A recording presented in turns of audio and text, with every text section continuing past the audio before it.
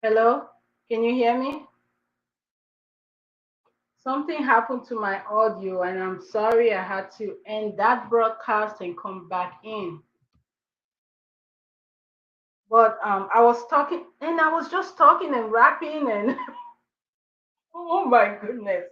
I was talking and rapping and saying everything, and just did not realize that there was no audio. But my sister did call me and tell me it wasn't, um, there was no audio. So I would appreciate if you come back and we can start this all over again. But Sam, thank you for coming. Yes, keep coming, people. Thank you. I don't know what happened. My audio went off and I had to end the broadcast and come back again. I don't know. I need to do these live streams more often because if I don't, things just go amiss like this.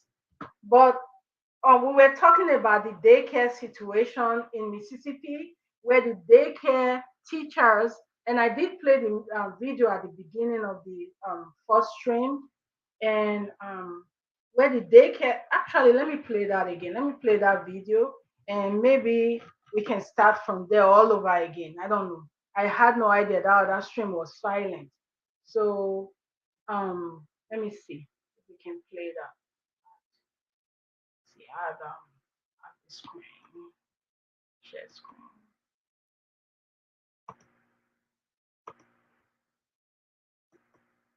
Yeah, I do need to do more. I do need I do need to do more live streams because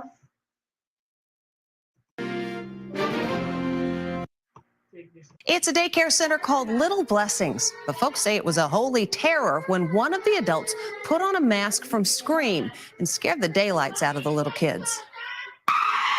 It's shocking video.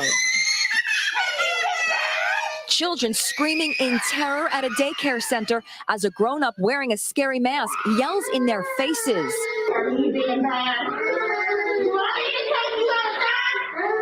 The mask is the infamous ghost face from the Scream movie franchise.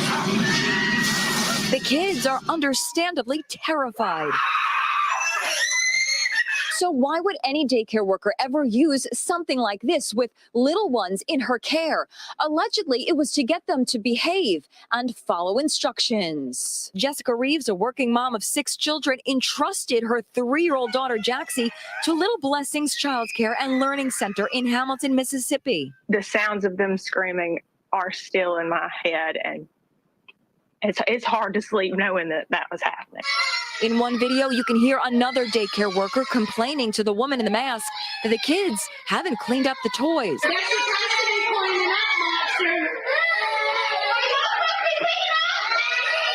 This little guy tries to run away, but the monster chases him.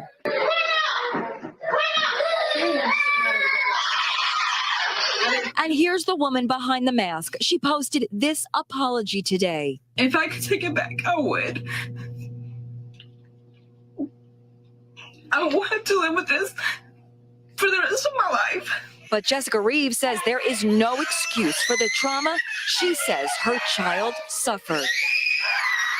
My kid went from being not scared of anything to being scared of everything, like literally everything. And it's just been a nightmare, honestly. Daycare center says they fired the worker wearing the Scream mask. Okay, I'm sorry I had to do this all over again because the audio had gone off the first time, and I was just talking. I was talking, and it seemed like I was talking to myself because I did I did say a lot actually. So this is my point of view on this whole situation. I think that this daycare teacher was not qualified enough to be in the daycare in the daycare sphere, to be in that room with those kids. I also think that this is a major problem with daycare centers, and that problem is that the ease of entry into the field where people are responsible for watching your children and keeping them safe. The ease of entry is just minimum. It's very small. If you have a high school degree, you can get into daycare, you can get all the trainings and all of that, and they can leave you with kids. I'm not saying that high schoolers shouldn't get jobs. I'm just saying that before you leave children in a classroom with a group of teachers, they have to be experienced to be with those children. Licensing has minimum standards, and when you're licensed and you're working with licensing, you should go above and beyond those standards just to keep the kids safe. So daycare as a whole, daycare as a whole needs an overhaul. Daycare teachers who are hired, they need to be trained. They need to go through rigorous training. They need to be given at least 6 months to a year of experience before they can, be in the classroom by themselves alone. I don't know what when I started daycare, that was how it was. I had to be a classroom aide, even though I had my bachelor's degree before I started daycare. I did not have American experience with daycare. I worked in Nigeria as a daycare teacher, and I had references from Nigeria here for my job that I started in the United States. But I did not have the experience here, because context matters. The fact that I was a daycare provider in Nigeria did not mean that I was qualified to be a daycare provider here in the United States. So I had to go through rigorous training with my bachelor's degree aside. I had to do child development training. I had to do classroom management, discipline, all that kind of good stuff. Um, Medication administration, all kinds of trainings I had to do. And it took me a while. It took me about maybe 2 years. And then I had my own class. I had my own classroom. So um, it all boils down to training. It all boils down to experience. It all boils down to who are you hiring as a daycare owner or as a daycare provider. What is the qualification of the people that you're hiring to be in charge of children? Another aspect of this that we usually don't see or look at or talk about is the fact that this is very damaging to your business. As a daycare owner, it's very damaging to your business for things like this to happen and go viral. Like many of the videos are thousands and hundreds of thousands of views, and people are looking at this and people are getting angry. In the first stream I was doing, which I kind of got disconnected. I don't know what happened there, but then I had to come back in. Blind guy, his wife is a channel that was on here, and she said if I was there, I would lay hands on that teacher. Make sure whatever is wrong with the teacher is taken out somehow. You know, because that was wild. That was crazy. You do not do that, and you cannot use, at least in the United States, you cannot use scare tactics to make a child behave. If you even watch the video, those kids were too scared to even behave, because that lady was like, "Hey, you have to do this," yeah, and they were all they were focused on was crying and being scared. They were not cleaning. They were not running around trying to do things that you wanted them to do. If you're conversant with child development and how children at a certain age are supposed to behave, you will not even do what you did, with the mask, because it's not going to work. It's not going to work. That's not meant for, I don't even grown-ups. Even I'm scared of that mask. I see it all over. I see that dollar store. I'm like, whoa, they even have this mask here. You know, it's just it's not even as if the children know the movie. They don't know the movie. They don't know. Many of them, I don't think, have even seen Scream before. It's just the look of the mask is scary. You know, so bringing it to school to scare them to behave was not the right choice to make. So I do hope that this is gonna teach her and the others. And again, that's another thing. When I was growing up, we were taught that we're responsible for ourselves and also the people around us. Because if you're in a situation and something is happening and you don't speak up, then it just looks like you're part of it. You know, if a group of people, a group of your friends go in a store, for instance, you're walking with them, they go in the store, they're busy grabbing things, and you're not, doing anything about it, and then they run away, and you run away right with them, you're gonna be in trouble too, because you're right there in the situation. Even if you're not stealing, you're right there. Some people need to be responsible for others. So when the teacher had the mask on and she was scaring the kids, the other teachers were like they were jeering her on. Hey, this child's not cleaning. Hey, this child's not eating their lunch. Hey, this child's putting this paper here. So you're jeering that teacher on and making that teacher to misbehave and do worse harm to the children. You know. So I think that the fact that those other three teachers were, in addition to the one with the mask, lost their jobs. I think that sends a message to everybody, especially in the industry, the childcare industry, that if you see something, you say something. Why that lady? And then another thing I was saying before I got cut off in the other stream, I was saying that if at first I thought that lady was like the owner of the daycare, and because of fear of intimidation and all that kind of stuff, the other teachers were not. They were scared to say, "Stop! This is not a good thing." No, that teacher was just a teacher like the others. And somebody, what is wrong with this generation? What is wrong with these phones and cameras that we're carrying around, videoing things instead of stopping situations? We carry our video cameras and we're videoing things. Somebody should have stopped that situation instead of recording the entire thing. And another question I had was, who put it on the internet? Who recorded it? Who put it on the internet? Did they think it was okay to do that? What was their mind? What was their mindset? What were they thinking of when they did that? It just is mind blowing. I don't know. When I saw it, I was shocked.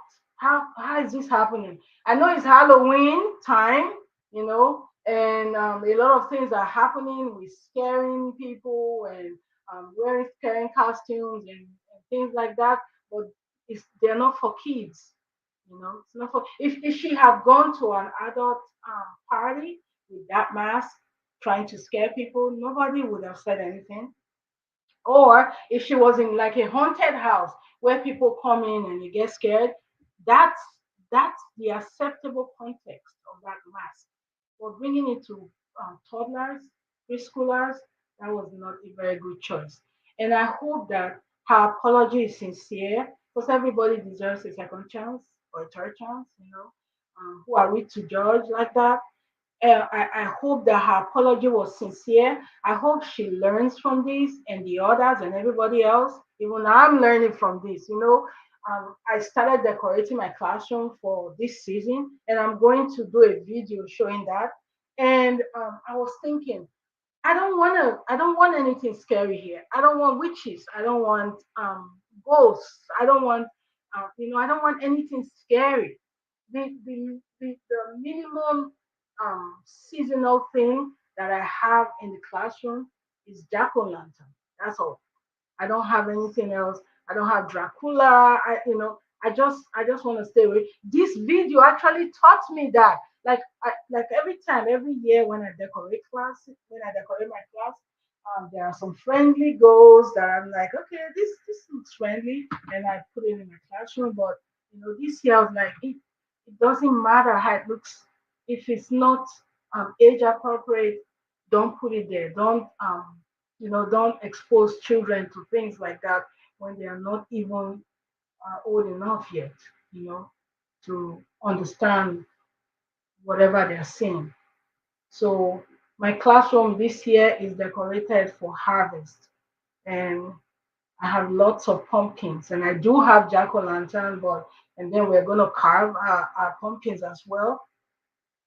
But I don't have anything, anything like that mask or um, witches and ghosts. These are scary things. Scary things to grown-ups, and and more so children. You know. So, and I also was saying that the entire classroom situation in the daycare industry needs a general overhaul. You know, we need to hire more trained and professional teachers, and it doesn't matter if they have a bachelor's degree in education, because they need experience. you know having a degree is the theory part, and then the practical part, where you've actually worked with your degree, is a different level. That's the experience part. So the theory and the practical put together is equal professionalism, and that's what we need in childcare. I remember I was just saying that when I was hiring at a particular daycare, I had hired a daycare teacher for a 3-year-old room, and we did not spell a particular duty out, because we just assumed that everybody knew, if you're working in the 3-year-old room or in the toddler room, things happen. So one day, a child had an accident, and the teacher, ran up to the office like, ha, ha, and she was almost throwing up. She was disgusted. Oh, this child had an accident. Can you guys come get it? And I'm like, what do you mean? Can you guys come clean the child up? And I said, why are you not doing it? Oh, I'm not used to doing that. I've never really done it before, and this and that. Yeah, but it's part of your job.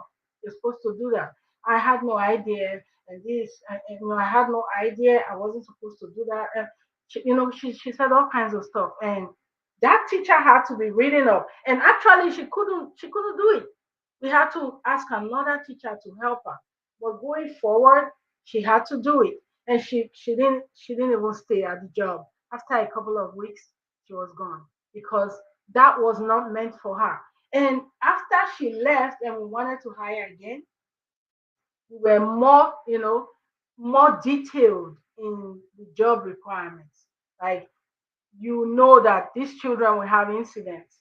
That they may throw up sometimes, and you're responsible. It's part of your job to clean up. In addition to teaching them and feeding them and making sure they are safe, you are also responsible for cleaning them up. So we had to spell that out. So, and that particular teacher had a bachelor's degree in education. She actually did, and that was why she was even qualified to be hired for that one. But she has actually never been in a classroom before, never been in a daycare before. That was her first job, and she had a lot to learn. So these are things to consider as you're hiring, as you're bringing people to your daycare, as you're putting people with children who are defenseless. These daycare teachers should know what they are developmentally appropriate for, and work with them accordingly. And every child, they should also know that every child is unique and different, and that as you work with them, how to give them the best of care, the most, the most quality care, and that's what they deserve at every level. So it looks like there's nobody really here, and I miss them all in the first stream. And like I said, I'm gonna keep doing more streams, getting used to this system, learning when when the audio is not working, because I just kept rapping on and talking and talking and talking and the audio was gone. I had no idea. So so I'm gonna sign off from here, and I hope that daycare teachers, daycare providers, whether you're centers, whether you're in home, I hope that you do better by the children. I hope that you hire more qualified teachers. I hope that if teachers are hired coming straight from high school or coming straight from college, that you give them time to learn and tell them your expectations and what they're supposed to do with the children before they are left in the classroom. And also, another lesson is that if you see something, say something, or you'll be grouped in addition to the person who's doing it. When you see it, I mean, we just saw it with these teachers. About four teachers, three additional teachers were let go of their job in addition to the one with the mask. So, because they did not say anything, they encouraged the behavior, you know.